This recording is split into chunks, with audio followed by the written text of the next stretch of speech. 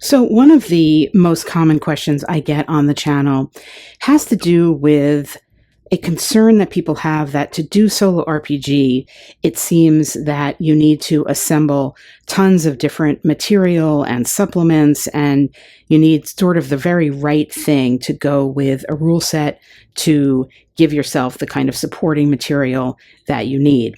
Now, I don't think that's true, and I write about different ways and kind of easy, inexpensive ways to take care of this in my solo GM guide, but today, I want to talk not about that. I want to talk about F.O.R.G.E. This is the Fantasy Open role-playing game engine, and it is by this designer, and you can see here what it is compatible with. It also contains its own rules, and you can, in a sense, almost play just with what you see here. The content of these two books is the same. The designer was very kind to send me both formats that the material comes in. It's also available as a digital only PDF. In my case, I wanted to take this out for a test run. This is kind of a structure for providing to do fantasy role-playing. It is its own rule set. It is not a intentionally only solo, but it is easy to be used as solo, and indeed it contains explicitly, it does contain GM and solo tools, which we're going to look at. What I wanted to do was to see how flexible it was. Could it help me generate two very different types of stories?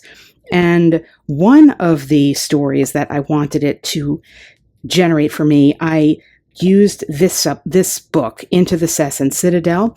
This is something I have not covered on the channel yet, although I did do a video, and I'll try to remember to put the link up here to its companion book about the wild. This is a kind of grim urban setting, as well as random tables and prompts and some light mechanics for managing things like reputation and travel, I think, throughout the city.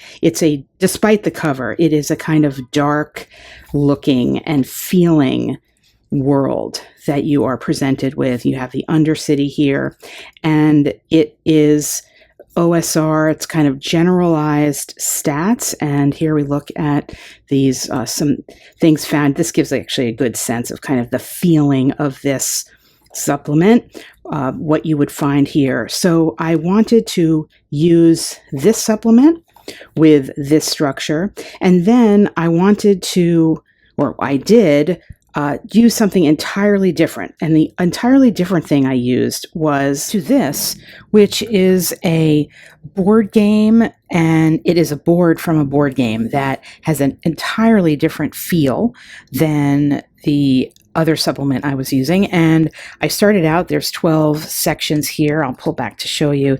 There's 12 areas here in this little adventure world.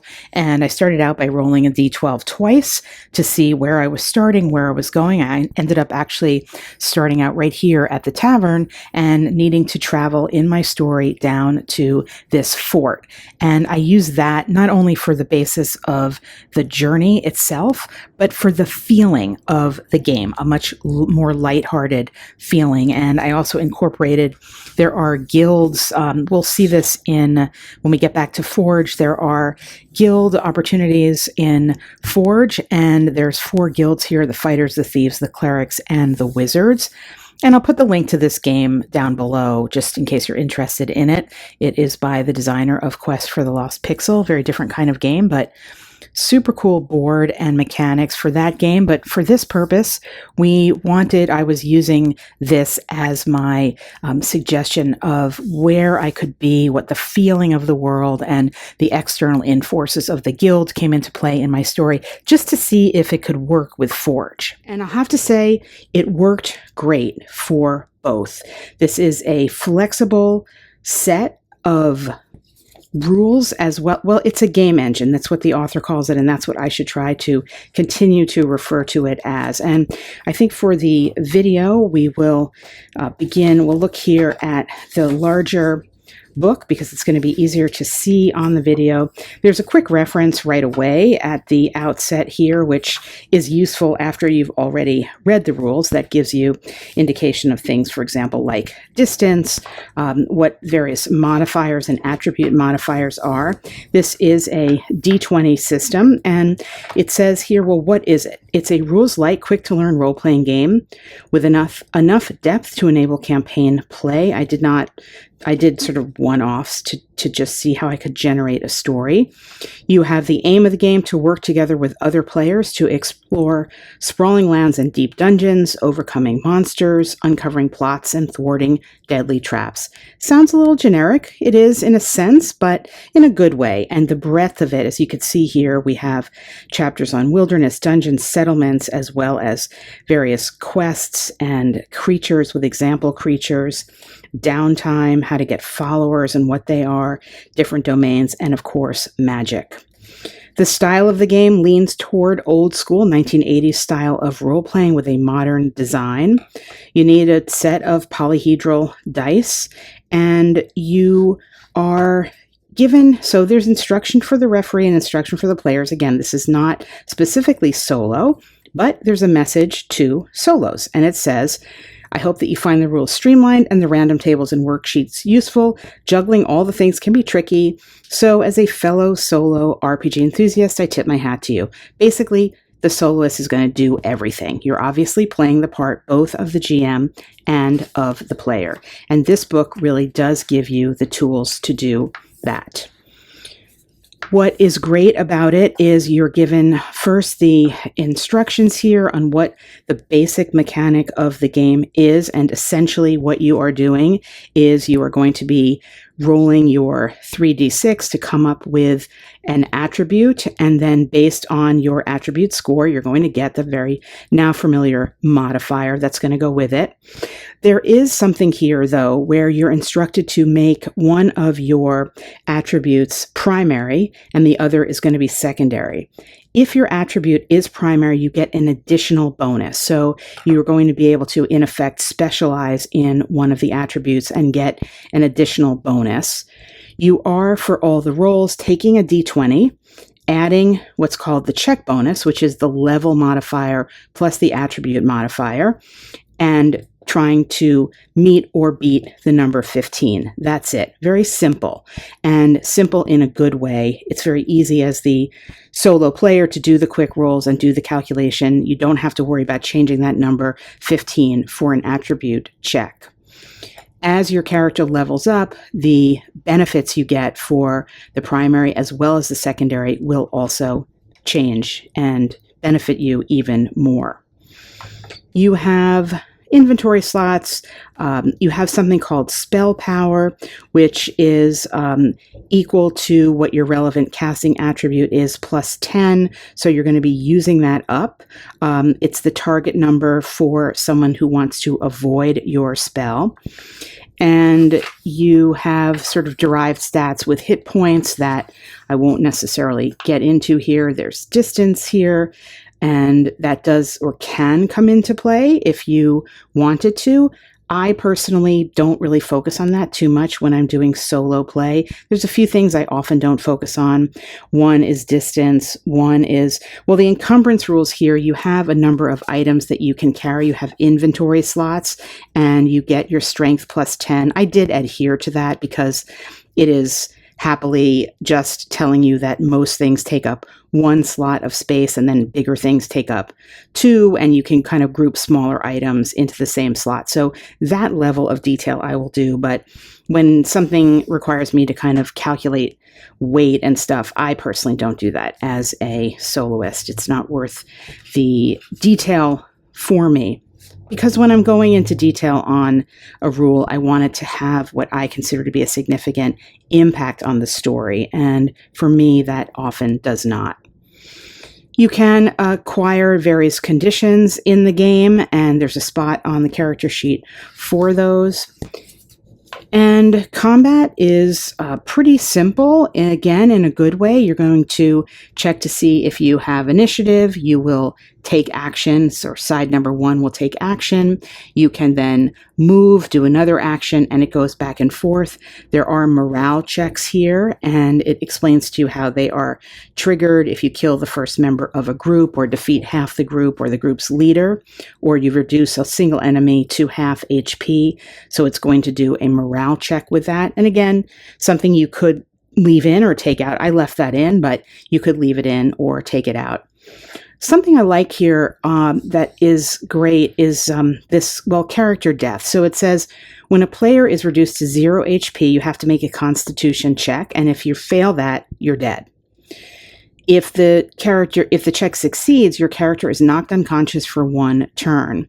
And then you could roll up a new level 1 PC. However, it says if players prefer their characters to be more durable, instead of the character simply being dead after failing Constitution, you can roll on this Scars and Scratches table and add the Constitution modifier to your roll.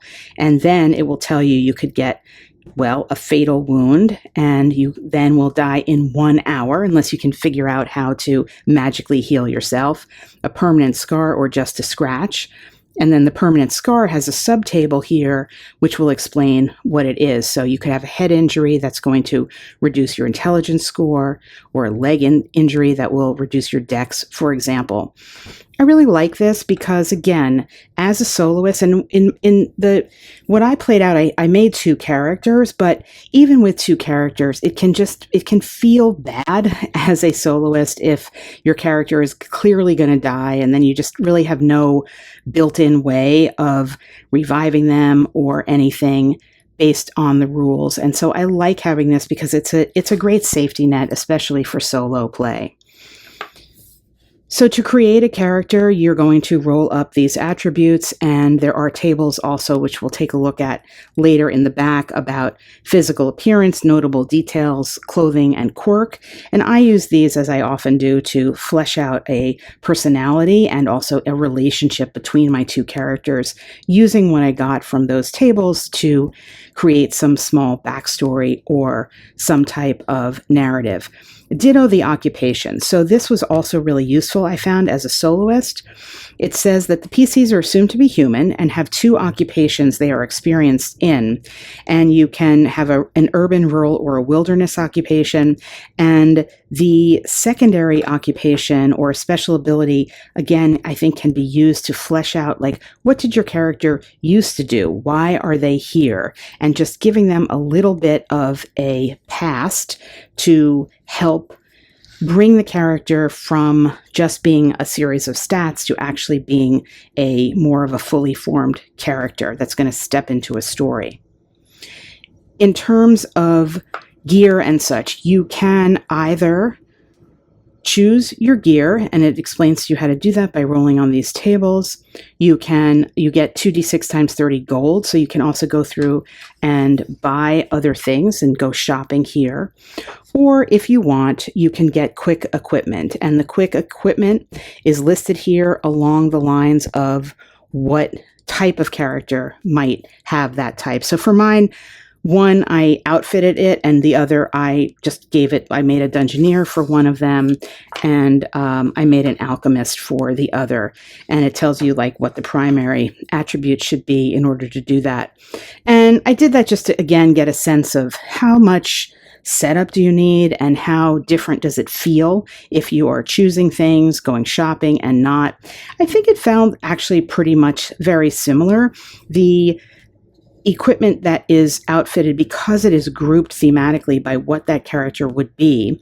So the musician is going to have something fully different than the alchemist or the assassin. This is actually recommended if you want to sort of get going quickly. But of course, who doesn't like to go shopping? And there are many things to buy here and many things to hope to buy, because there are things here that you certainly can't afford, like the services of something that could neutralize poison, for example, or remove an entire quest.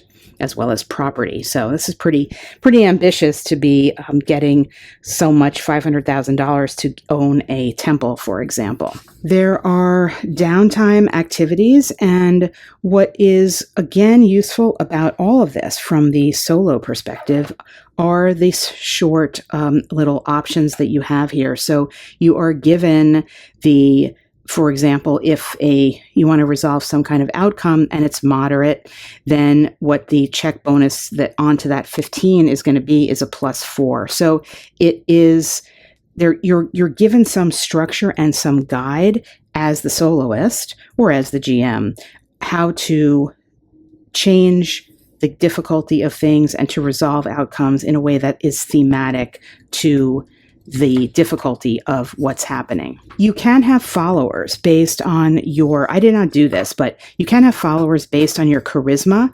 And I think both of my characters could have had up to 2 followers, and the followers are given a more limited number of attributes, and they can do things for you. You can use them as, you can hire mercenaries and things. So I didn't do that, as I said, but it is nice to know that that is there. If that's something you wanted to do, perhaps you could play a game with 1 main character and 1 follower.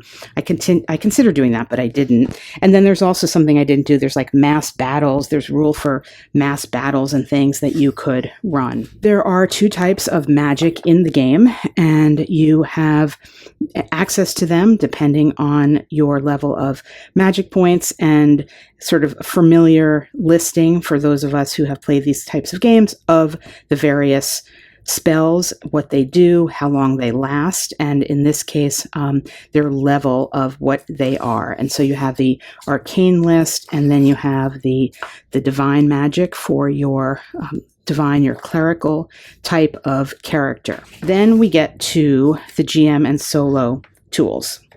So first off, it says perhaps the most powerful table in this book, it's the Oracle, answering your yes and no questions. And you are, again, going to determine what the likelihood of something is, roll your d6, and work out what that actually means.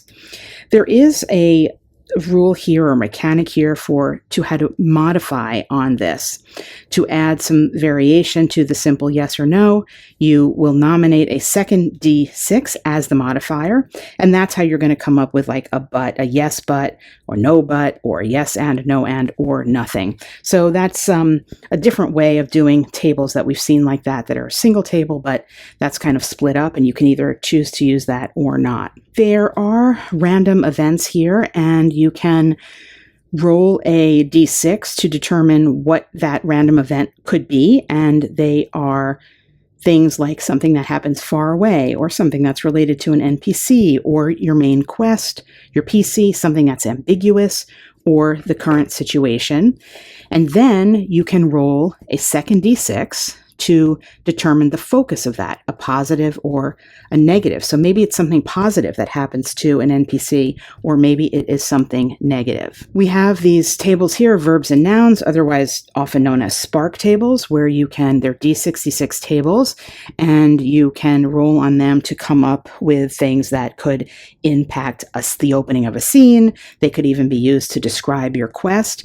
Very useful. Nice detail there, because each of these tables has 36 entries, and there are 6, there's 3 tables of verbs and 3 tables with 36 each of nouns. That's quite a lot of combinations and a lot of words for you there. We do have play procedures if you want to use that for what an adventuring day might look like. And then there's a chart here for this. And then we move into the sections of different types of random tables. And for soloists, it's wonderful to have this variety in one book. So you get wilderness, you get dungeons, and you also get settlements. And I used a teeny bit of the wilderness in my first session. We sort of started out somewhere and traveled for a hot second until we got to the urban portion of the settlement. And we will take a look at what the offerings are here. So you can have your table for your weather, and there isn't a specific impact that this weather is meant to have, whether it's like wind and hail in the cold season or clear and chilly or whatever. But of course, you could or could not build that in yourself. You have different terrain types here, and then you have wilderness dangers that are a variety of unnatural entities, hazards, unnatural features, natural features, evidence of something, or some type of a structure, or just flat out a creature. And we'll take a look at the creature section. So super big variety here, because you're getting, for example, in the natural feature, it could be a lair or it could be a resource, or in evidence, it could be a sign of something or actual remains of something. Structures could be enigmatic. It could be just a settlement, and we'll look at the variety of settlement options we have. In this book, if something is bolded, it means there's another table or section specifically on that point. So another thing that is useful, because it will tell you, okay, I've got a metal resource, it's bolded. Somewhere in here, I'm going to find a table or some more information about metal, but I've got here, tracks or signs of habitation. I don't have anything else, so I need to invent that or create that for myself. Structures also, it could be a burial structure or a ruin.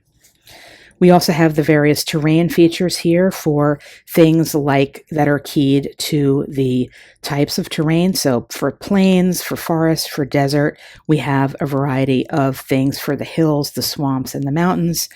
What you could find, like the type of water you would find in a mountain, for example, might be different than the type of mountain you would find in a desert. So a lot of brief but robust tables for you. We have wilderness traps. We have some just words for another D66 table for wilderness detail. So something might be forgotten, or it might be infested or empty or diverse. We have plants, a table that can be used for foraging results. So you roll a d6 and a d6 to let you know what that is. Ditto for the resources, the metal, the wood, and the stone, as referenced by that bolded word. And of course, we have a dungeon spread. The dungeon, you're going to get a table for theme, for size of the dungeon, and what that actually means in terms of the room size and the number of areas. Themes could be things like a mutation or criminal activity. We are given a table for the dungeon foundation, and then for things that you can discover in the dungeon. What types of discoveries, dungeon dressing, features, something that you might find. Tables for common dungeon areas, passages, chambers, as well as unique areas like a resource collection, maybe the kitchen or supervisor's office, or something like a faction base or a library or an archive, or even a natural formation. So you can look at these larger concepts and decide what you want to roll on the smaller one. There is a D66 table of dungeon traps, flame trap, or a net trap, and then what happens to it. A slightly raised floor tile, a pressure plate, how it is triggered. No seams between the wall stones, there's residue, and the room's going to fill up. So lots of creepy and dangerous things for you to place in your dungeon. And then we get to settlements. So there are different types of areas of the settlement. So there's public areas, again, D66 tables, so not a lot of entries for each of these. Public things like a temple or a public garden or a guild hall, or the slums like an empty building or some type of shady tavern or catacombs. And then there's elite areas that could be like an academy of art, a mage college. And of course, the mage college was in one of mine. Naturally, I always have the mage college, a racing track or a private stable. And again, you can use these to roll on, or you could use them to choose from, and as in that case where I chose to have that be an element in where we were traveling, in the city that I was playing in. You have crimes and crime details, and then other settlement details, like what is the focus of your settlement. You could build up an entire settlement story here with a backstory that it is a crafting settlement or mining, for example. And then some in this will refer you to that other subtable, like the verb and the noun subtable. So some type of spark. If you roll the 66, you're going to be sparking some type of settlement detail yourself. But of course, you can always use that to add into, and flesh out these words.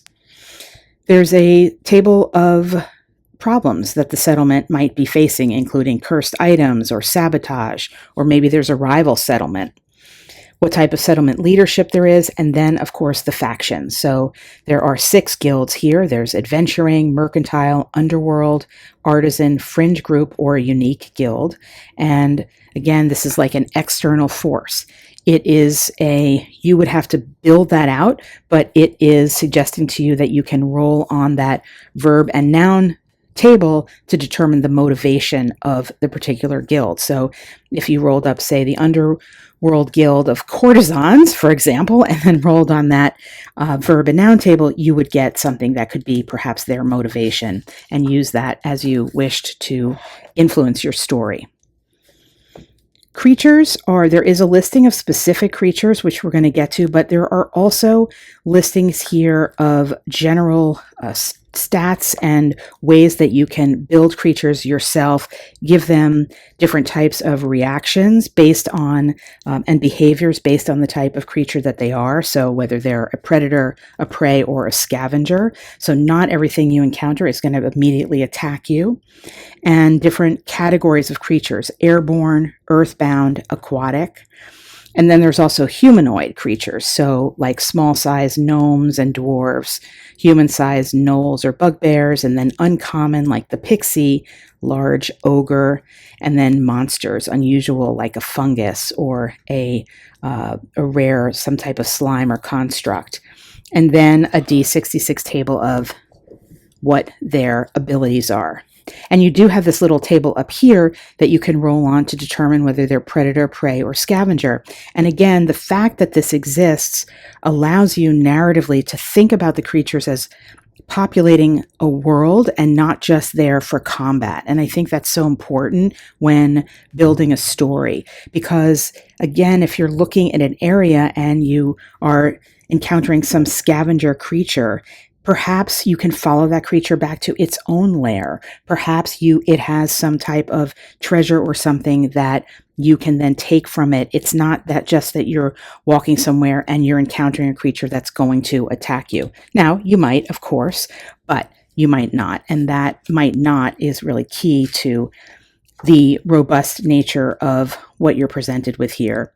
And then you have a series of example creatures with stats, with a little sentence or two about their attack or about what the creature is. And they are all different levels from 1 to, I'm not sure how, this is a 6 level or an 8 level magnet golem, for example.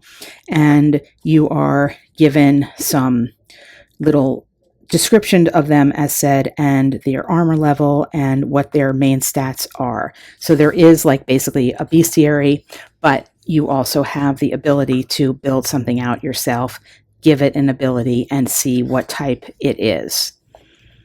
For the characters, there are a number of tables here that will help you develop your character. As I mentioned earlier in the video, during character creation, you're going to roll up, if you want, what your character personality is. And again, it's 3 tables with 66 entries each, so that's quite a lot. The character occupations are divided up between urban, rural, and wilderness. So you're going to be getting a difference between somebody who works in a city versus a rural or out in the wilderness. And that is further flavor for the type of story you're developing, which could be having many different settings and many different aspects to the world. You have a physical appearance table, notable detail, and clothing table.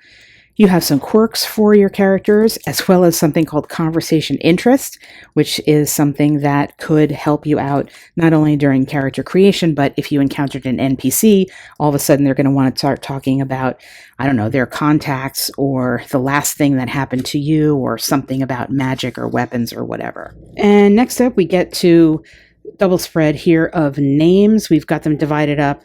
It said that by default the characters are human, but you've got human, halfling, or gnome names, and then other races. And that's further broken down into elves, dwarves, etc., giants, trolls.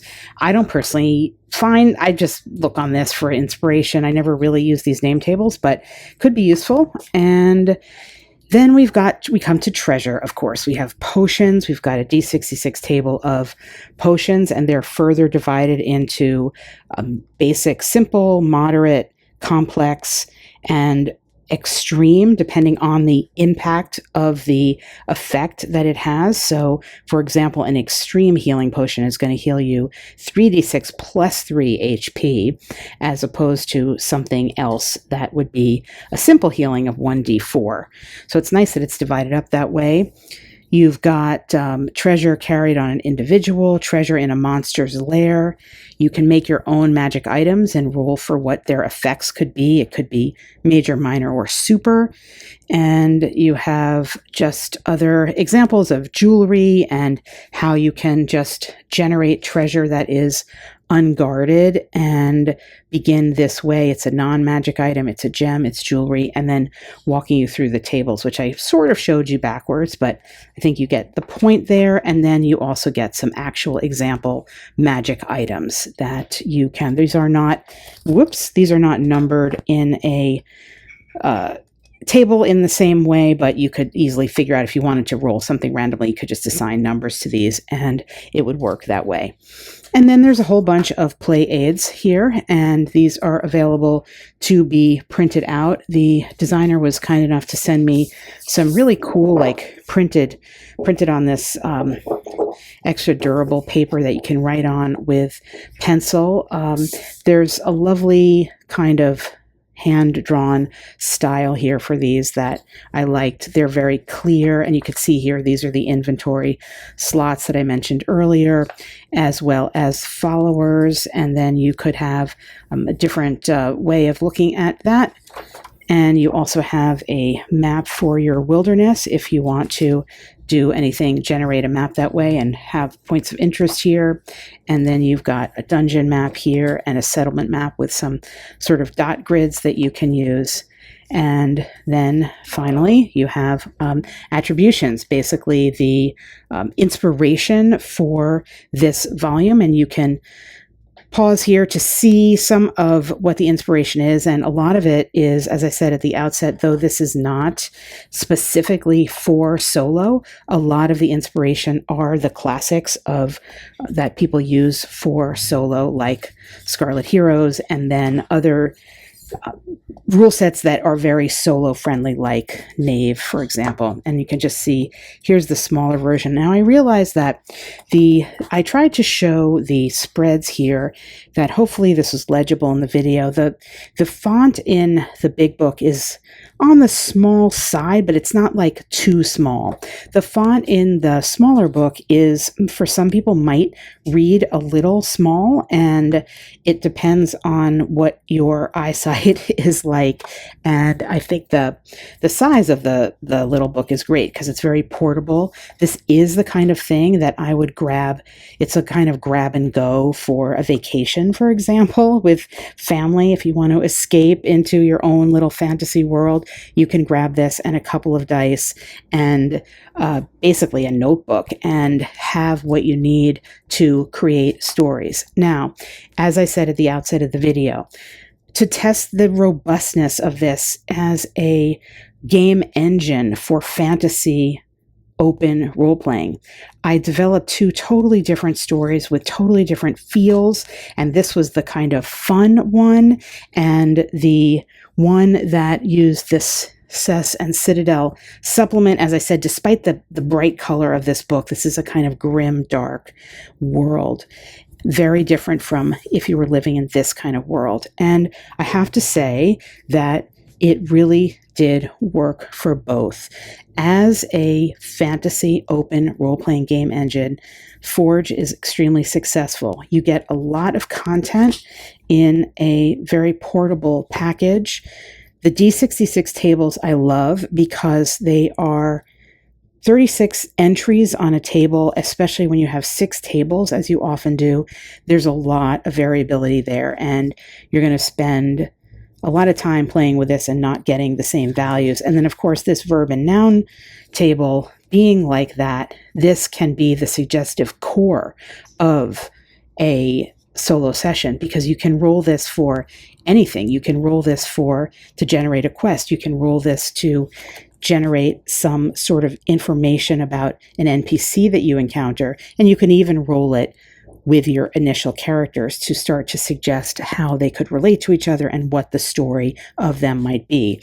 And I've demonstrated this technique in multiple videos on my channel that you can see, but in this video, I really just wanted to present you with the F.O.R.G.E materials. And I would say if you are looking for something that is portable, it is robust with a simple mechanic and lots of different types of random tables, the urban, the wilderness, the dungeon, as well as things for NPCs, ways to make monsters, and monster interaction that's not just combat.